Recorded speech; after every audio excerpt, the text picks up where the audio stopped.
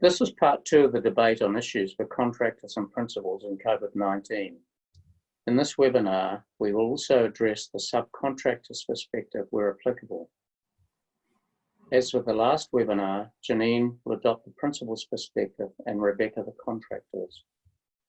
Janine will also cover the subcontractor's perspective where relevant. Both wish to be clear that they represent all parties in construction projects, and the intent is not to take sides, but to demonstrate the perspectives in the market and test those. As we come out of Alert Level 4 and move to Alert Level 3, it is relevant to consider progress of claims based on Alert Level 4, approaches taken, and costs claimed. We also highlight some of the issues that may arise in light of Alert Level 3 and the health and safety guidelines issued for the construction industry for operating under Alert Level 3. So to start with, we'll just close out the discussions on the suspension and change of law issue that we discussed last time. And I'll start with Rebecca. Rebecca, what have you seen from contractors re-suspension and change of law since the last call, and how have principals responded to that? Okay, Peter. Well, look, there's probably been 3 different reactions that I've seen. For one of my contractor clients was fortunate enough to be constructing an essential service, so they just boxed on. There was not much of a change, perhaps a slight change in productivity, but they got to keep their construction site open, which was a plus. For those contractors that are contracting with territorial authorities, I know they have applied, by and large, the change of law provision, so that's been helpful.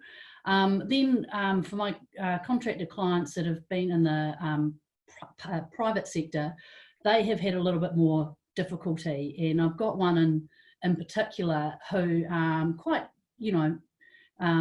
nicely, I would say, wrote to the engineer, and I might have had a part in the letter, but it was very polite. Politely asked if the works could be suspended, and if not suspended, they could invoke the change of law provision under 3910. And unfortunately, the engineer just has refused to do that, which has led to a bit of an escalation in correspondence, and finally my client submitting a claim to the engineer, seeking a formal decision in relation to that under clause 13.24 of the contract, which many of you will be familiar with. I would say my contractor in that case, I think he was fair and reasonable in the way that he approached it. He did look at his rate. He had a daily rate in his contract, which, when you look at clause 9.3.12 of the contract, he thought, well, actually, probably not fair to charge for my craneage, my scaffolding when I don't have the crane at site any longer. So, he had a good look at it and put forward what he thought was a fair claim. And he was guided actually by a very helpful article that I've seen, and you will have seen, written by Rawlinson's, which deals with some of the heads of costs that you can claim when you're looking at clause 9.3.12 of 3910. So yes, that's my experience. Janine? I've had mixed experiences, but I think the starting point is that consistently there's been a closer examination of the change of law versus a suspension. So my clients have been more engaged in considering a change of law rather than a suspension. But I also think it's fair to say that they've got special conditions in their contract that have amended the suspension clause so that it's purely at the discretion of the principal, as opposed to it being the engineer's power when it's necessary. So I think that has created some pushback on that front. I also have noticed some confusion in the market about the government guidance note. There's some confusion in the market from contractors that says that there must be a suspension granted. I think the guidance note steers well clear of whether that should be the case or not. It simply jumps straight to the fact of if there has been a suspension, this is what happens. It doesn't actually reach a view on that. So I've noticed some confusion in the market on that, and including not from you, Rebecca, but from other lawyers. And I think that has led to some emotive reactions as well. But I find it encouraging that clients at my end are looking at the change of law provisions. Some of them are looking more closely at the causation element that I discussed last time, i.e. is it the change of law that caused the increase of costs or not? And then we've obviously got the other position, which is where parties reached agreement to suspend but contracted out of the termination rights that arise under 3910 and the variation provision, and rather agreed a cost sharing arrangement between them. So I'd say the most popular responses have been change of law or an agreed suspension with a cost sharing arrangement. That's interesting. I think I perhaps have become a little more entrenched in my view that it should be a suspension, as you won't be surprised to hear. I draw that, I come, clause 542, and I come back to the possession point that I made last time around. We just haven't been able to get possession of the site. But yeah, look, I appreciate there's lots of different views out there, and I think at the end of the day, the cost shouldn't all just sit with one of the parties. It's a question of finding a fair way to divvy those costs up. I think my experience has been of the last week or two of hearing variable responses from the contractors. Some of them want to take a very reasonable approach, as you've suggested, Rebecca, and see this as a way of building relationships with their clients for the future. Others just see it as an opportunity to use it to get whatever cost they can off the principal. So, we can't legislate for that. I think every contractor's got a different view and a different set of contractual conditions for the contracts they're working on. So, I think it's just going to be a variable approach that's taken by contractors, and it'll be what it'll be. I should add, sorry, Peter and Janine, I had quite an interesting legal point argued on this more contentious one I alluded to. And in that case, the principal said that he wasn't prepared to meet the costs because the contractor in that case was already late. And so because the completion date had already passed, he says, well, I wouldn't have incurred these costs, had you completed on time. So it's quite an interesting argument. And, looking around for some authorities on the point, there's a couple of UK cases that are helpful. But again, I think where I've landed in my mind that, this COVID shutdown had absolutely nothing to do with the contractor. And so I think the fair thing is that the principal does bear some of that risk. Anyway, I just thought I'd throw that out there. That is interesting, because you could take that through to any EOT event which takes you beyond the completion date. Correct. So yeah. Once you're past and you're either suffering liquidated damages or you've been granted an EOT, as soon as you're past that date, any issue that comes up past that date means that you're out of luck, which would make the contract redundant. It would. I was just looking at 5.4.2 because I thought that was interesting. I haven't seen that run by contractors in the claims that I've been looking at. You haven't received a letter from me then, Janine? Yeah, I haven't. And I can see why you rely on it. I think there's, for contractors, you'd be saying, well, the principal hasn't been given possession, and if it's any other reason other than the contractor's fault, it's a suspension. And then on the principal side of things, you'd be saying, well, this isn't about giving possession or not giving possession. The site is there. You're just by law not allowed to access it. So I can see both sides of the coin. But I think that's a good, a good way to look outside the box and try a different angle. I think one of the other points that I would say from experience is where some principals have been willing to look at claims and willing to grant suspensions, they have been shocked in some cases by the types of claims that are coming in, but we can talk to that next. I think that's coming up. We'll move on to the nature of costs claimed or costs that could be claimed. And I think Janine, what are we seeing in what is being claimed for variations based on suspension and/or the claim of law and/or the change of law? Well, the claims that I've seen being discussed more than necessarily crystallised yet relate to site shutdown costs, remobilisation costs, and costs relating to either damage to or deterioration of materials and equipment on site. And I think whether those costs are claimable or not will depend on whether you're claiming under a suspension or a change of law or both. And I think the weaknesses that I've seen from contractor claims relate to how they are demonstrating that those costs were caused by the relevant event. Even though I think there's a point that, well, aren't those obvious costs? I think it's important to approach them on a principled basis, because if you're wanting the principal to engage with you, you need to have a robustness about how you're claiming. And I think we've also seen some unfortunate claims.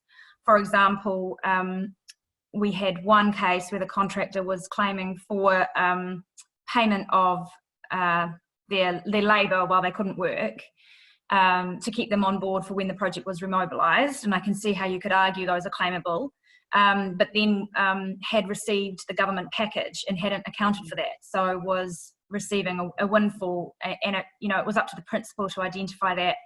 I've also heard stories of claims that have just been sort of dumped in without any sort of breakdown as to how they're made up, and some real disappointment expressed by principals who have actively tried to reach an outcome, but have now got to spend a good month going through the claim to work out if they're claimable under the contract, what they're made up of, etc., and to verify them. And I also think it's important to appreciate that with claims, you first of all have, is there an entitlement? So that comes down to, well, has there been a change of law, and has there been a suspension? And then there's the next point of actually quantifying it.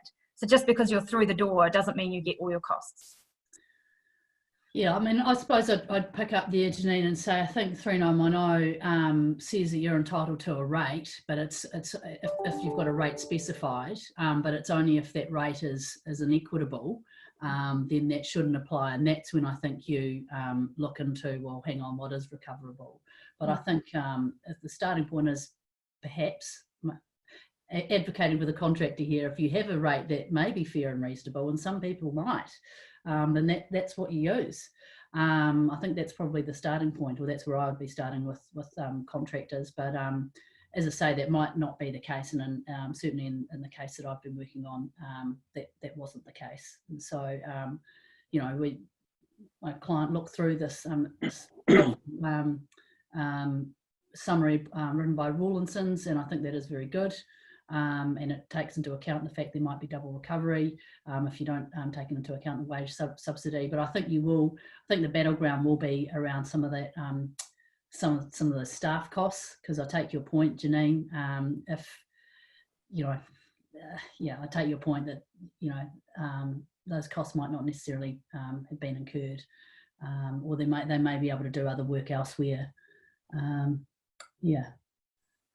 Well, substantiation of these claims is key to it, isn't it? And I mean, if you're not seeing proper substantiation,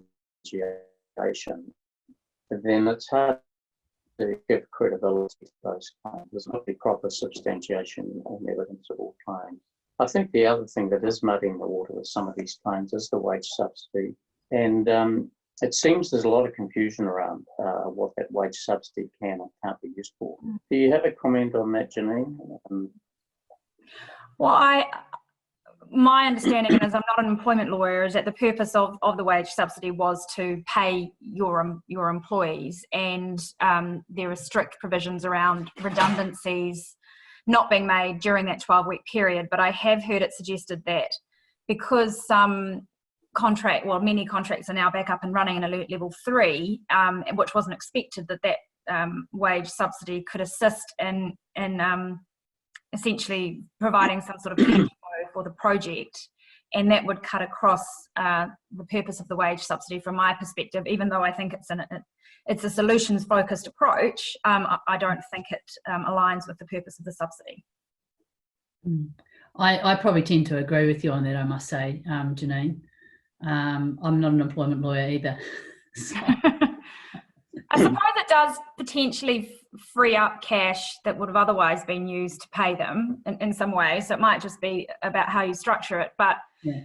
Equally, if you have claimed and later realise that you didn't meet the threshold, you have to pay it back. So you do have to be a bit careful. Yeah. I'm hearing the confusion around that is around the fact that, you know, after 5 weeks, a lot of contractors are back at work, fully productive again. They've got a wage subsidy for 12 weeks. And some people are saying, I'm entitled to use that. That's my profit. Pay it back. Other people saying, no, that's quite wrong. So I think there's a lot of confusion out there, and it's an area that I think needs to be cleared up, but probably only government can do that. But I think it is wrong. Yeah, I think that is wrong too. I think Janine and I would agree on that. I would say though, just picking up on your comment there about people being contractors being productive again. Just talking again to some of my contractor clients, I'm not sure that they are going to be quite as productive as they were pre-COVID. They do have these social distancing requirements that they need to meet. They are, you know, they need to make the work environment safe. So I think they are going the extra mile there, and they've also got, you know, PPE they have to wear. So I query whether you know, construction sites are as productive as they were pre-COVID. I'd agree with that, and I think we touched on it last time that I was hearing some stories that in an 8-hour day there may be a loss of productivity by an hour in every 8 hours, and in complying with the health and safety protocols. And certainly, you know, that is a loss of productivity, and that may be claimable against the wage subsidy. But you know, that's an area to be canvassed in the future, I think. So I do agree with you on that. So we've talked a little bit about the costs that are claimable, and I don't think there's any clear answer for any of that. I think every case is going to be different, but substantiation of the evidence of the loss is key to that. Is that how you would see that?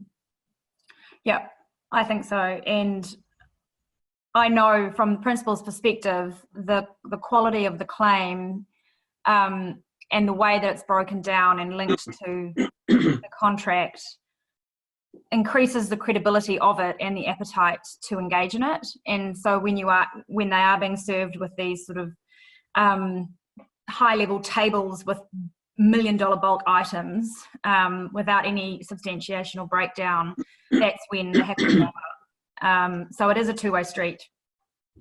Look, I tend to agree. I think the more substantiation you can provide, the better, obviously. But yeah, I mean, subject to the rate not being applicable if there is a rate. In some cases, though, those costs have yet to be ascertained, so they may be provisional. And you know, I don't think a contractor can be prevented from putting in a provisional claim in relation to some elements. I'm trying to think of an example here of what might be provisional. I can't off the top of my head, but yeah, I think you know, I agree. I tend to agree that contractors should do and subcontractors should do the best they can to substantiate what their costs are. Well, I think particularly we're in changed circumstances, and the intent of the rate isn't to create a windfall. And so you're right, if you can link it straight back to the contract and readily understand it, the breakdown's less important. Yeah. I think also your point around provisional claims is a good one, because some of the contracts that I've seen have strict time bars. And if the contract is required to submit something in 10 days, it's not reasonable to expect them to provide you with a forensic analysis. So, you know, you have to work with the contract that you have as well. Yeah, I think, and just picking up on one of your points, Janine, around the windfall, I guess the way contractors will approach this, and it's also, I suppose, your point too, Peter, probably depends on the relationship that they've had with the principal throughout the project. If you're dealing with a contractor and a principal who are already, you know, rather acrimonious situation, then I think chances are you're going to have a contractor who's going to put in a claim that might be inflated or not properly substantiated, because the contractor's already feeling like, you know, they've been hard done by. So yeah, I think it probably just really does depend on the situation, on the particular project, as to what you're going to see in the way of claims. And yeah, context is everything, because equally on the principal side of things, if they feel that they've had the kitchen sink thrown at them repeatedly, that they will look at it through that lens. And you're absolutely right. The relationship that they've had will depend on the success of the outcome with this COVID issue. Good. Moving on, what steps should the contractor be taking to mitigate costs? Rebecca? Oh, look, that's a tricky one from my with my contractor hat on. What can they reasonably be doing during lockdown? I think that really depends on where you're at, what stage you're at in the project and on a particular project. You know, can you try and, I mean, is there anything you need to procure? Is there any design you need to review? I don't know. I think that's a very, very tricky one and depends on the situation. I think where contractors will be thanked if they can get back to site quickly, and that's perhaps where they can add the most value, is getting back and getting productive as soon as possible. So maybe that's really where they can add value, but I'm not sure that that's really a mitigation point. Really, it might be remobilisation. I don't know, Janine. You're right. I think it is difficult, and right at the beginning of lockdown, I wrote something on this because I could see it was going to be a difficult issue. And it's not like your usual circumstances where you would be looking at what other projects they could have sent them into or sent the materials to, or what other projects they could have put in the pipeline if this one doesn't happen. So you do have to look carefully at what work can be done at home and off-site. And I think part of that depends on the procurement model. So if you're dealing with a design and build, there might be design that can be carried out at home. If you're dealing with the build only, that's more difficult. It's more difficult to do anything off-site. But I did think about potentially, once there was more clarity about how long this would last, carefully looking at the program, seeing how you can make up time, which is a mitigation measure. We talked also around training staff and contractors going back on site around health and safety while they're at home by webinars, to ensure that they are up to speed rather than losing time when they get to site. And obviously utilising the wage subsidy scheme was something else we looked at. I think one of the key areas is what you touched on, is really the mitigation of the program, because time with big costs. And, I know a number of contractors are looking at whether they can create 2 shifts and do those sorts of things, but there are costs for that too. But nevertheless, I think that's one of the key areas that contractors should be looking at to help their way through the projects and assist the client to get there to the finish line as fast as possible.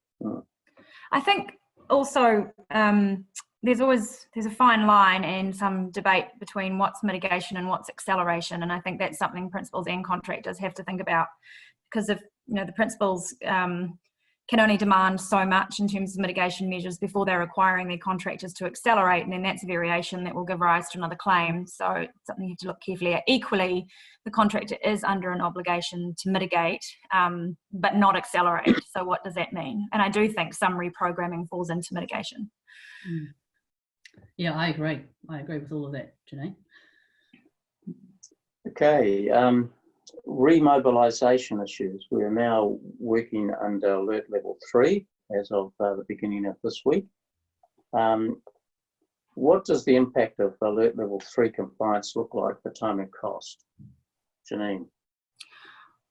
Well, if we go with the government guidance note on change of law for alert level 4, and we've had the debate about whether there's some technical arguments around whether that should be adopted or shouldn't, but if we assume it is adopted, I think when you consider the Order in Council that specified alert level 3, you're running a similar change of law argument as you were for alert level 4.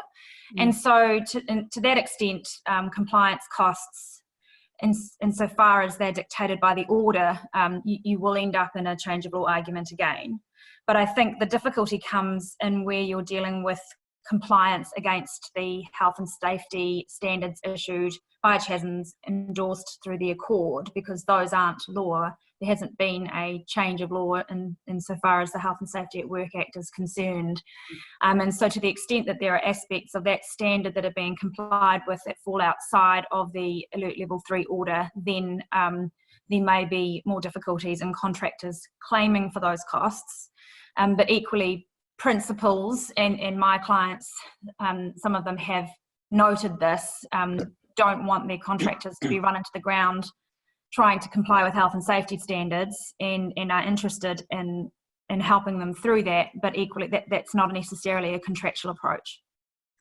That's a interesting analysis, Janine, and I tend to agree with that, but I guess just picking up on your point that the Chasms isn't or Chasms guidelines is not a change of law. You know, I suppose the increase in PPE and social distancing, etc., is a result of that order in council. So I think there would be an argument there potentially, and I need to consider it more closely, but I think there would be an argument there that the increase in compliance costs is a result of a change of law. But yeah, I need to consider that some more. But I think it probably does stem from that order in council. So you'd have to link it to that it's required to comply. Yes, correct. Yeah. Yeah. So there could be some arguments on. Yeah, on I think there could be. Yeah. Yeah. From a contractor's perspective. And I think subcontractors as well, when you consider their position, they are dictated to a large extent by how the head contractor chooses to mobilise the site in order to comply with the health and safety standards and the Alert Level 3. And so their position is more complicated, because they may well be given a direction to only come onto site at certain times. And it'll be a matter of looking at their individual contract as to whether that constitutes a variation or not, as against the head contractor. So there has been some suggestion that the cost of compliance here is so high that it may be better for some contractors to not go back on sites at all. What do you see as the legal position of that? Rebecca, start with you. I think that's probably a fairly extreme position to take. I do, and I think if you don't return to site, then you run the risk of repudiating the contract. So, as a general comment, I'd say that probably wouldn't be a very good idea, just not returning because it's too expensive. But yeah, I'm surprised to hear that. I think the contractors, as I said earlier, their productivity may be affected, but I'm not aware of any projects where, and there's a lot of projects out there, but I'm not aware of any projects where the contractors have made such an argument like this is just too ridiculous. I have seen, however, contractors try to pass the cost of the additional PPE up to the principal, and just where that lands, remains to be seen. I think it will come down to looking at what's equitable and come back to that clause 9.3, was it 9.3, 11 or 12 of 3910. It's certainly not a common view out there from main contractors. I think everyone was very happy to get back to work this week, to be honest, even though they are working under difficult times. But I think there are a few subcontractors who are sort of thinking that way more than main contractors. So, yeah, we'll watch that. I mean, it's early days this week. Janine, have you heard anything along those lines at all? I have heard some discussion along those lines at a sort of industry level, and first of all, that's the sad state of affairs, and does speak to the seriousness of what's happened. But I agree with Rebecca that it's a breach of contract point, and could give rise to much more serious issues under the contract than we're even dealing with now. We did have to grapple with similar issues when parties were initially arguing about whether their project was an essential service or not. So if the principal shut down the project, for example, and the contractor thought that was an essential service, then there's a potential contractual issue there as well. So those issues arose very early on, and I think were ironed out fairly quickly through the clarification regime through MB. We've got we don't have that now, obviously. This is a financial point. Good. One of the last points, question of whether contractors might adopt a go slow approach to things. And I haven't seen any evidence of this either, but there is going to be some, as we've talked about before, loss of productivity with the new protocols in place. But I think, as I said before, most contractors are very happy to be back at work. Most of them want to get through their projects as quickly and as efficiently as possible, but they've got this big load on their shoulders about incurring these extra costs and not knowing whether they can recover some or all of them at the moment. And I think it's going to take some time to work those through. I think that's right, Peter. I guess for me, it comes back to that relationship that the contractor has with the principal, and perhaps even the subcontractor-contractor relationship. Yeah, I mean, I think if contractors have been burnt in the past, they might be thinking, well, hang on, why should I rush back? I don't want to rush back. I'm just going to be dealt to again. You know, that sort of psychology. But look, I could be wrong, but yeah. I think it's unlikely. I mean, look, the longer a job goes on, it's the longer cost of fixed P&G costs and all the rest of it. The cheapest way through a project is the fastest way possible. So I don't really think many of them would have that as a view. They want to get there as fast as possible and move on to new projects again. Janine, your view? I haven't encountered that either. What I have heard, and in dealing with some of my subcontractor clients, is potentially some contractors not paying enough attention to the health of their subcontractors. And I think we have to be aware that we've been focusing very heavily on principal and contractor, but the completion of the project requires the full supply chain to be mobilised. And I have seen some cases where that hasn't been considered appropriately by contractors, meaning subcontractors are in a cash deficit in terms of starting up again. I know that in some cases, principals have entered into, with the head contractor's consent, direct deeds with subcontractors, so that if payments are made to the head contractor, the subcontractor will confirm that they have actually received those payments. So I think those arrangements are very helpful to ensure the whole project is up and running and cash is flowing down. Great. Final comments, Rebecca? Oh goodness, final comment. Well, I don't think we're out of the woods yet. I think we're going to, you know, as the next couple of months roll by, we're going to see some very interesting claims. We're going to see some contractors and subcontractors who are in trouble and who aren't necessarily getting paid. So I just don't think we're out of the woods yet. I think this is going to get very interesting. Janine?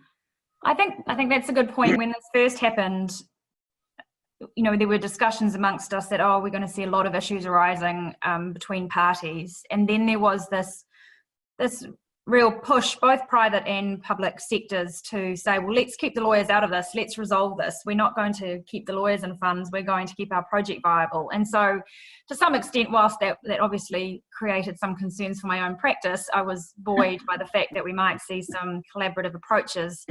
And I've seen that, but I have been surprised at the level of disputes that are actually happening as a result of these issues, and at some of the behaviour of contractors, and equally some of the stances taken by principals.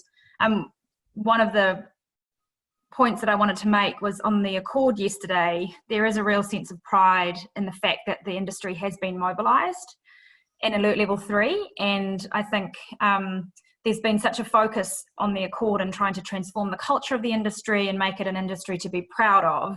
And I think that the fact that it's been remobilised in Alert Level 3 after the substantial efforts of many is something that we should be proud of. And there's lots of reasons for everyone to at least try and collaborate to keep the projects going, but it's easier said than done. And I think, Alert Level 3 may only be for 2 weeks, a 2-week period, and we'll move to Alert Level 2, hopefully. And we still don't know what the health and safety protocols will look like under that, but they've been developed at the moment. And I mean, that's another change that we'll go through.